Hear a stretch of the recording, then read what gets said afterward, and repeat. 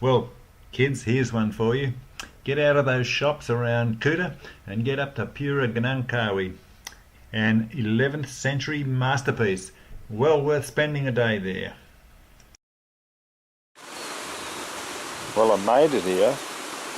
It's beautiful too. Very pretty indeed. Rice is getting prepared. I think I've got a... And of course everywhere else there's little rice paddies. This is the real Bali I like.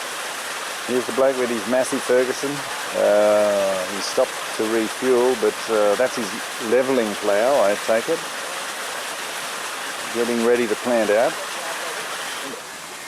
They've done a day's work. They're having smoko and a bit of a chin wag, pitching about which restaurant they're going to eat.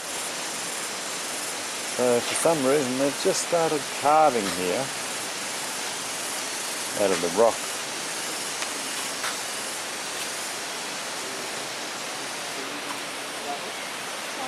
And goodness me, they've done such a magnificent job as well. There's a reason for it, I'm not quite sure.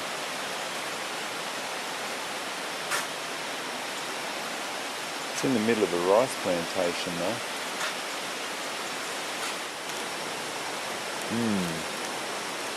I'm impressed it's not crowded actually.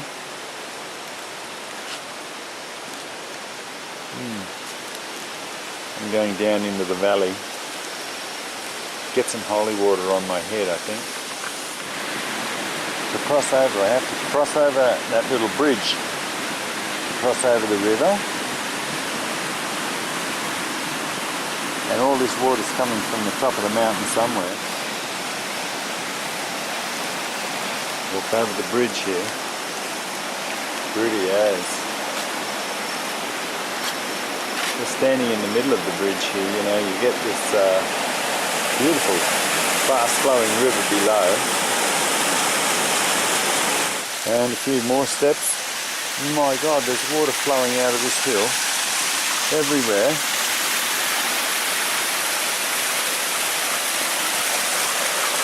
And it just looks so moist up here.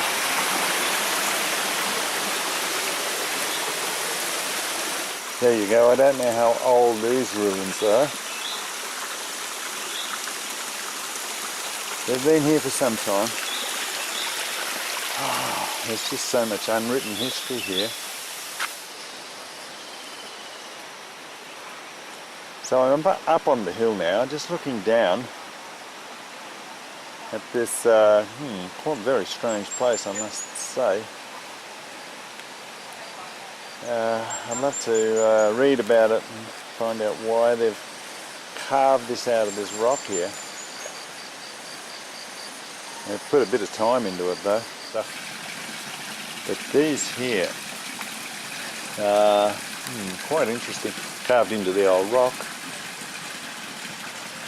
Quite a bit of effort would have been required to do that. Yeah. So much unwritten history. Okay. Okay. So I braved myself, took my shoes off and thought, I've got to get into here and see what it's all about.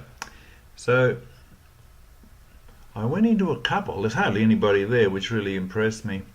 But they've got rooms and rooms on rooms. Inside some of them they've got whatever it is. I don't know whether it's a sacrificial baby or what, but some of them had special things in them. And of course I got into trouble a bit because I wasn't allowed to go into some, but I dared venture. And these young guys here sprung me and gave me a bit of a spanking, so I moved on. And you can see these guys with the robes, they've obviously got shorts on, so I had jeans on this day. I was lucky. So I got this beautiful little purple belt, looked like a judo belt, looked pretty tough on me as well. I wandered on through the little alleyways they've carved, and I was impressed with the accuracy they've done it as well. The squareness, the reproduction, the thickness, etc. Goodness me. One of the great mysteries of this island, I think. You know, they just look like massive. They're places of worship. I know that. I'm not allowed to go into the temples.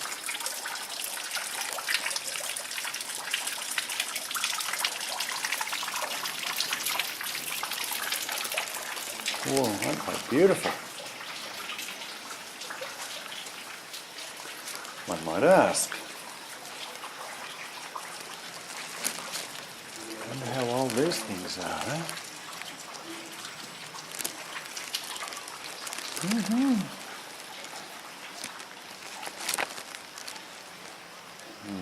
an issue.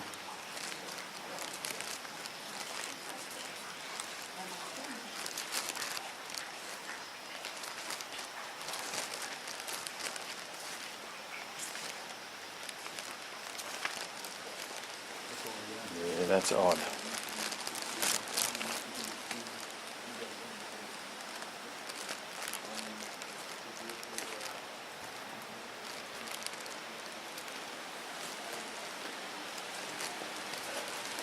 Better get out into the limelight again. So interesting. I'll go and find my shoes. Anyway, I wandered away from that place and found this little opening here, went down a few stairs. This is on the other side of the cliff. God, they've done so much work here. This great little sort of a fish pond here, and more of these, tombs or whatever they are. But for the 11th century, I'm pretty impressed with what they've got there.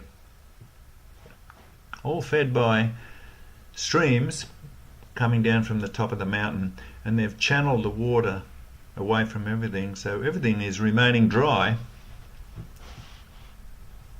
This is where I met the strongest people on earth, I think. Some of the guys are spindly little legs, but oh so strong. Some of the women have got spindlier legs, but even stronger. So I was pretty chuffed when I met a couple of them, I think.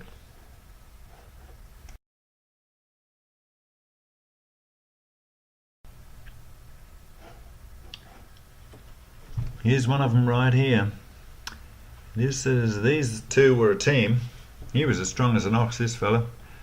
Wanted to sell me a coconut, and I should have bought one, but I was on a scooter that didn't carry anything, so couldn't do it. Unlike the Balinese, who can carry the whole tree on the back of their scooter. Here comes Mama with 20 kilos on her head. Easy as you like. She did a few trips for me as well, which I thought, man, you impressed me, girl. So anyway, I gave her some money because I thought, she's worth it. Whatever she gets paid, she's probably worth double that.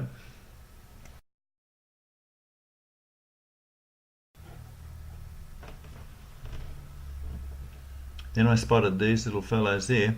They're knocking up some sort of a newer temple in the middle of nowhere, carting their bamboo. Still the old style, but I was impressed with seeing some real Bali for a change,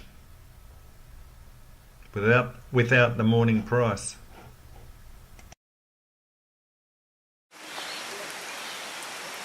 It's quite saturated. This area is anyway. It's amazing they're still in good condition. And some are a little bit mossy like. And I reckon they were all temples.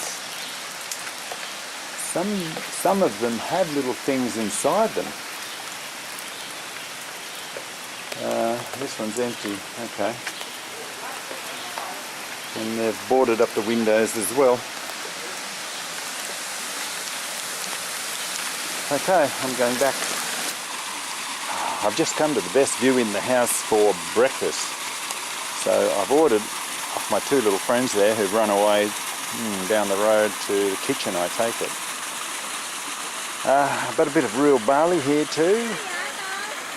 I've got the rice paddies which are ready to be planted out. So there you have it, Pura Gunung Kawi. Bit of real barley for you, ready to plant the rice out. Just don't forget there's a few steps, there's about 350 if you do the whole circuit. Well worth it though.